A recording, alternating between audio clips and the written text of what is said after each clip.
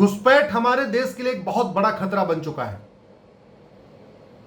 मैंने 2017 में जब सुप्रीम कोर्ट में पीआईएल फाइल किया था, उस समय मैंने सुप्रीम कोर्ट में कहा था कि 5 करोड़ घुसपैठिए भारत में आ चुके हैं। अब तो इतना टाइम बीत चुका है, अब तो और घुसपैठिए आ गए हैं, और जो यहां पहले से थे उनके खूब बच्चे भी पैदा हो रहे हैं। मैंने सुप्रीम कोर्ट में जो याचिका फाइल किया था उसमें कहा था कि सरकार 1 साल के अंदर घुसपैठियों को डिटेक्ट करे, घुसपैठियों की पहचान करे, घुसपैठियों को डिटेंशन सेंटर में डाले और उनको डिपोर्ट करे। आज तक न तो केंद्र सरकार ने अपना जवाब दाखिल किया है, न किसी भी राज्य सरकार ने जवाब दाखिल किया, जबकि नोटिस सभी राज्यों के चीफ सेक्रेटरी को इशू हुआ है सुप्रीम कोर्ट से, केंद्र सरकार के गृह मंत्रालय को नोटिस हुआ है और कानून मंत्रालय को नोटिस इशू हुआ है, लेकिन किसी ने जवाब नहीं दाखिल किया। बहुत बड़ी मात्रा में बंगाल और असम के बॉर्डर से घुसपैठिए अंदर आते हैं। ये घूस दे के आते हैं, घूस दे के आधार बनवाते हैं, घूस दे के राशन कार्ड बनवाते हैं, घूस दे के वोटर आईडी बनवा लेते हैं, घूस दे के ड्राइविंग लाइसेंस बनवा देते हैं। और भारत में आप हजार रुपए घूस दे दो, 2000 रुपए घूस दे दो, सब कुछ हो जाता है। क्योंकि हमारे देश में जो पटवारी हैं, जो लेखपाल हैं, जो कानूनगो हैं, वो पैसे के लिए बिकने के लिए तैयार हैं।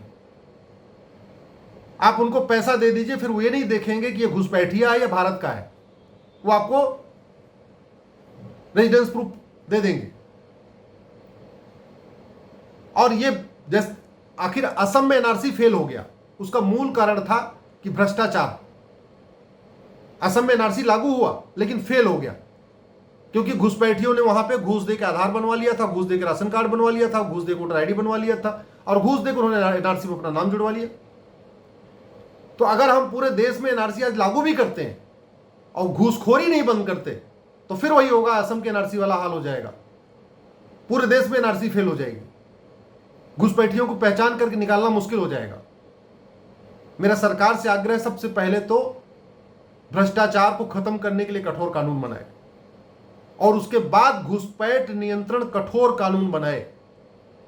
सरकार अगर एक कानून बना दे कि जो भी लोग भारत में अवैध तरीके से रह रहे हैं, ये 3 महीने के अंदर भारत छोड़ के चले जाएं, नहीं तो इनकी 100% प्रॉपर्टी सीज हो जाएगी और इनको आजीवन कारावास दिया जाएगा।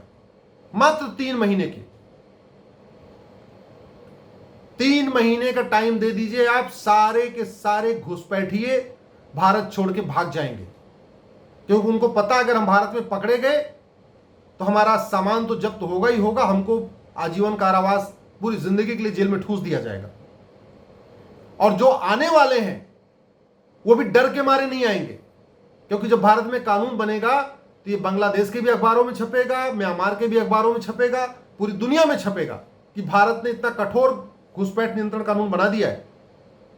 इसलिए मेरा सरकार से आग्रह है कि भ्रष्टाचार के खिलाफ कठोर कानून बनाने के साथ साथ एक कठोर घुसपैठ नियंत्रण कानून बनाए कि कम से कम जो आने वाले हैं वो डर के मारे आए ना, और उसके बाद देश में एनआरसी लागू करे।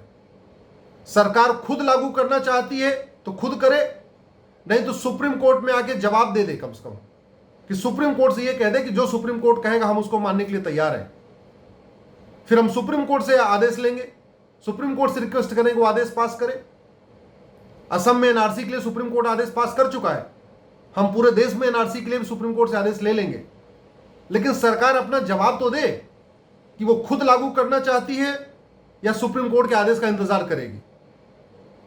ये घुसपैठिए हमारी एकता अखंडता के लिए बहुत बड़ा खतरा है।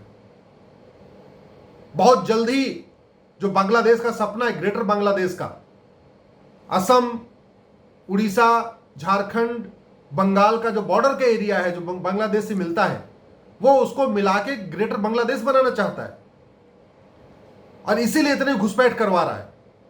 इसका एक ही तरीका है, कठोर घुसपैठ नियंत्रण कानून और कठोर भ्रष्टाचार नियंत्रण कानून। जब कठोर घुसपैठ नियंत्रण कानून बनेगा तो घुसपैठिए आने से डरेंगे, और जब कठोर भ्रष्टाचार नियंत्रण कानून बनेगा तो जो हमारे देश में गद्दार बैठे हैं, जो घूसखोर बैठे हुए हैं, ये पैसा लेके फिर आधार नहीं बनाएंगे, ये पैसा लेके वोटर आईडी नहीं बनाएंगे घुसपैठियों की, कि जो भी पैसे के खातिर उनका बर्थ सर्टिफिकेट बना देते हैं, पैसा लेके जो उनका जो है ड्राइविंग लाइसेंस बना देते हैं, ये भी डरेंगे।